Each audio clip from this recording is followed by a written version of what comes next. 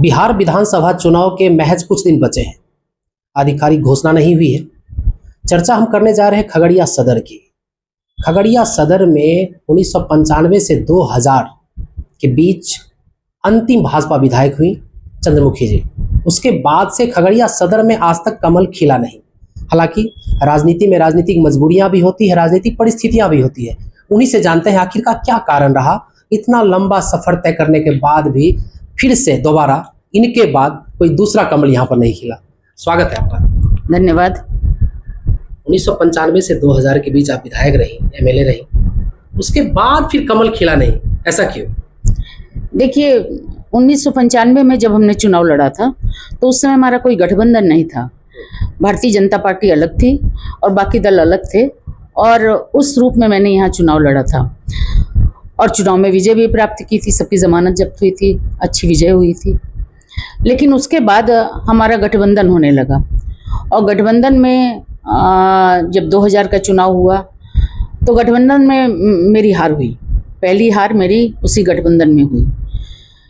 और उसके बाद फिर 2005 का चुनाव हुआ, उसमें भी पार्टी ने मुझको अपना प्रत्याशी बनाया। 2005 का जो हमारा जनवरी फरवरी का चुनाव था उसमें पार्टी ने प्रत्याशी बनाया, मैं चुनाव लड़ी लेकिन चुनाव हार गई।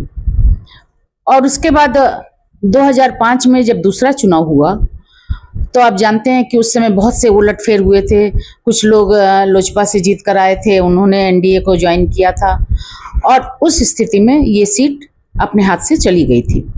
और जब ये सीट एक बार हाथ से चली गई तो यहाँ ये सीट फिर जदयू के कोटे में आ गई। जदयू में के कोटे में आने के बाद ये वापस हमको नहीं मिली। परिस्थितियाँ बिल्कुल अनुकूल रहीं।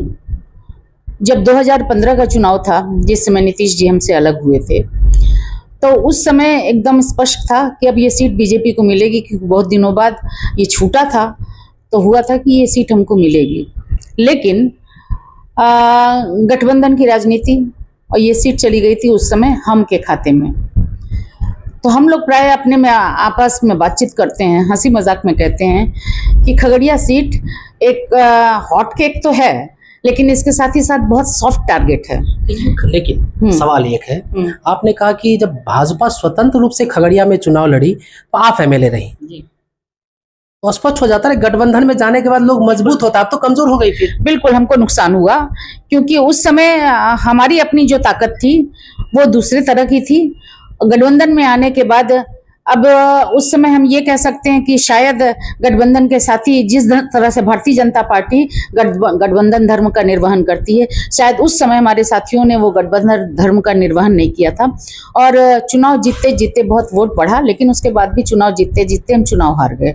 लेकिन उसके बाद परिस्थितियां ऐसी बनी है कि हम सब साथ में काम कर रहे हैं। लेकिन इतना लंबा समय हुआ, इस बीच में भाजपा के कार्यकर्ता तो लगातार फील्ड में है। बिल्कुल, कम से कम उनके दिमाग में ये तो चलता होगा ना कि हमको मौका ही नहीं मिल रहा है। इस पे क्या सोचती है?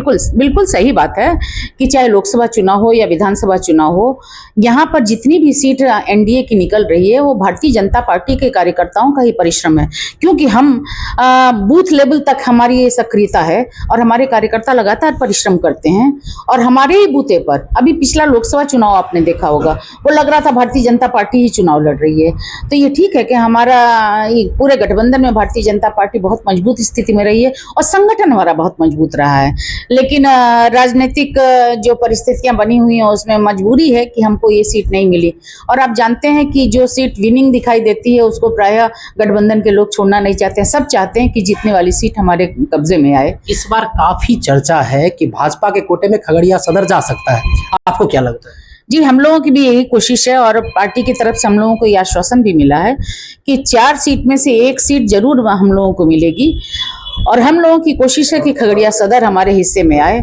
लग भी रहा है, हम सब प्रयत्न कर रहे हैं कि खगड़िया सीट हमारे पास आए और ये निश्चित है कि भारतीय जनता पार्टी के खाते में आती है, क्योंकि आम जनता जो है वो बहुत दिनों से कमल की प्रतीक्षा कर रही है। लोगों के मन में एक बार कमल यहाँ से फिर से खिले, तो लोग चाहते हैं, जनाकांक्षा है ये। कार्यकर्ताओं की तो इच्छा है ही, लेकिन इसके साथ जनता की भी आकांक्षा है कि यहाँ पर कमल को अभी मिलना चाहिए, क्योंकि लंबा समय हो गया।